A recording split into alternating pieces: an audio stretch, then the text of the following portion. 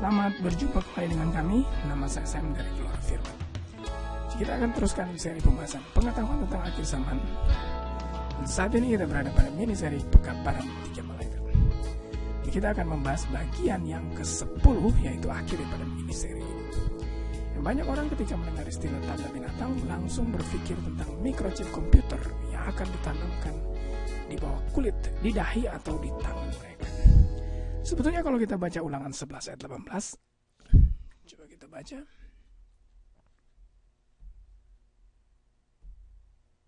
Tetapi kamu harus menaruh perkataanku ini di dalam hatimu dan di dalam jiwamu.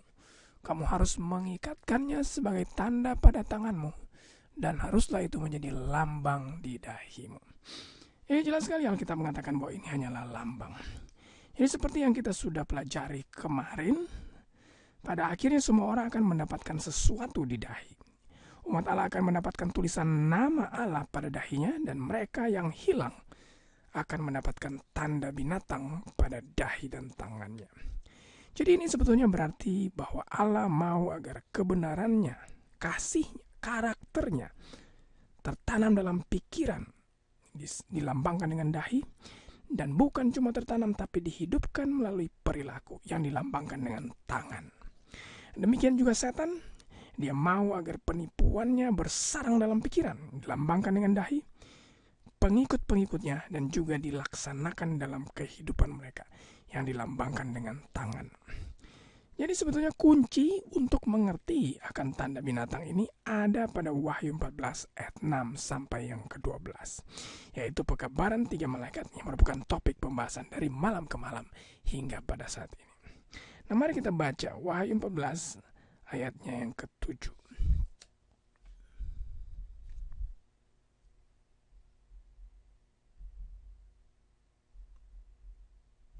Wahyu 14 ayatnya yang ke-7.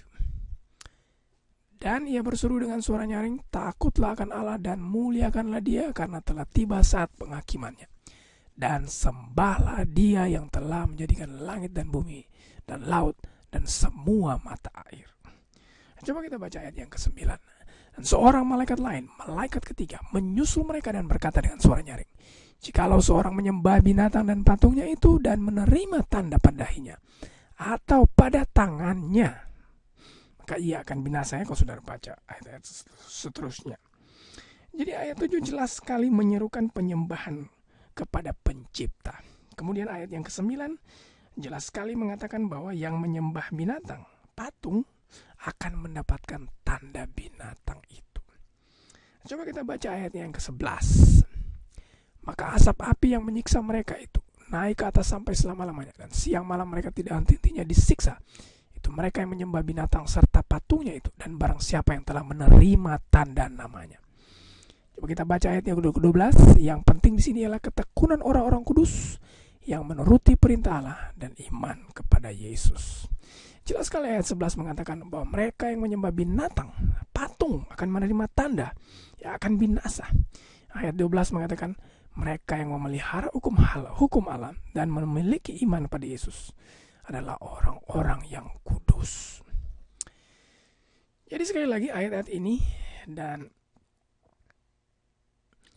jadi ayat-ayat ini sebetulnya adalah isu-isu utama yang harus kita kenali dan harus kita ingat. Saya ulangi lagi, yang pertama adalah apa? Kita perlu menyembah pencipta, bukan binatang. Kita perlu memelihara hukum-hukum Allah dan iman kepada Yesus supaya tidak mendapatkan tanda. Jadi Alkitab sedang berbicara tentang sesuatu yang berhubungan dengan penyembahan kepada pencipta dan pemeliharaan hukum-hukum Allah, dan bukan akan ditanamkannya microchip pada dahi dan tangan. Kalau saudara baca Keluaran 20 ayat 3 sampai 17. Keluaran 20 ayat 3 sampai 17. Hanya satu dari 10 hukum ini yang berbicara khusus tentang pencipta langit dan bumi, yaitu hukum yang keempat, hukum tentang penyucian Sabat hari ke-7. Kalau saudara perhatikan dengan baik, hukum ini juga berhubungan dengan dahi dan tangan. Mari kita baca ayat yang ke-8. Ingatlah dan kuduskanlah hari Sabat. Ya, ingat, ini sangat relevan dengan otak atau pikiran. Jadi sangat relevan dengan simbol dahi. Kita baca ayat yang ke-9. 6 hari lamanya engkau akan bekerja dan melakukan segala pekerjaanmu.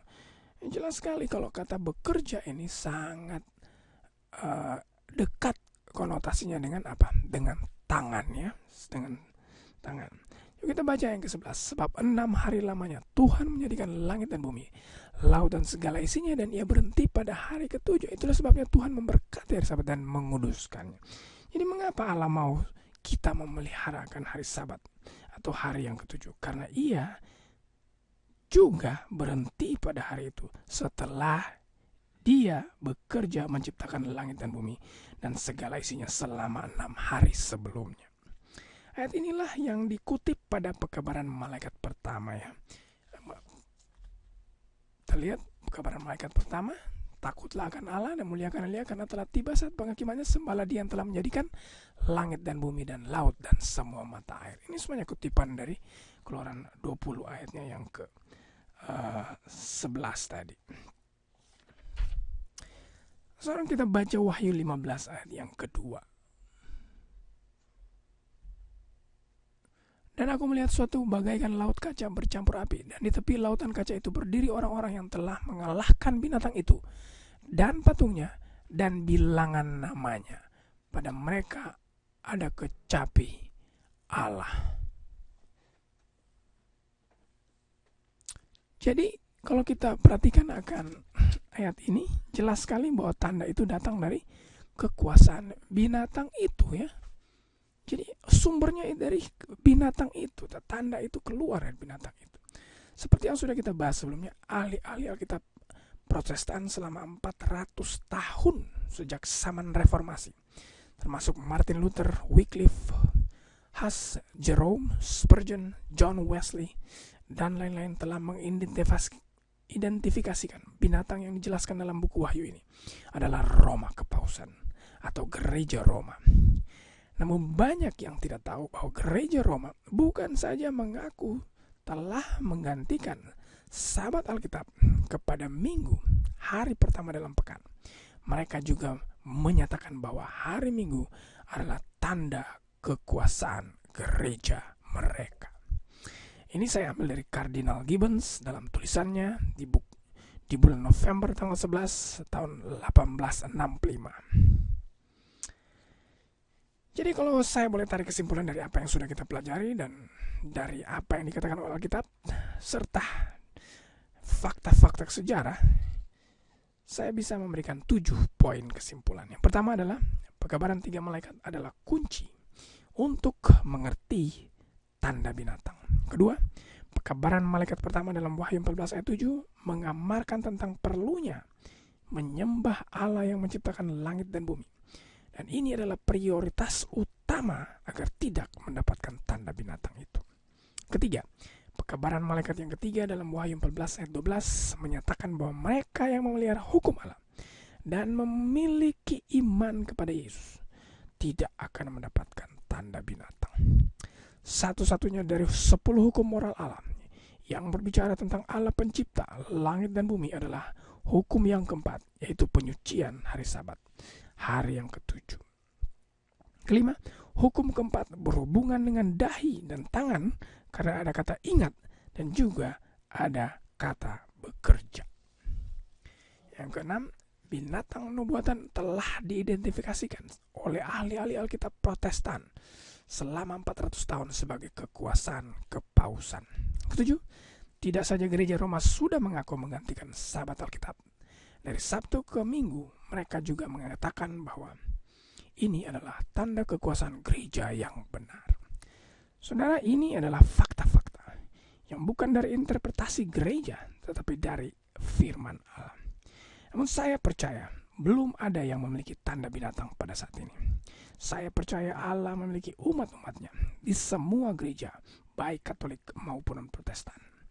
Namun pada suatu waktu nanti akan terjadi krisis final. Akibatnya tanda binatang ini akan dipaksakan oleh pemerintah di seluruh dunia. Itu adalah saat-saat terakhir untuk memutuskan di mana saudara akan berdiri. Apakah saudara akan mengikuti pencipta langit dan bumi serta memelihara hukum-hukumnya, atau saudara akan memutuskan untuk mengikuti binatang dan patungnya serta mendapatkan tanda binatang itu. Saya akan tutup dengan Wahyu 14 ayatnya yang ke-12. Yang penting di sini ialah ketekunan orang-orang kudus yang menuruti perintah Allah dan iman kepada Yesus.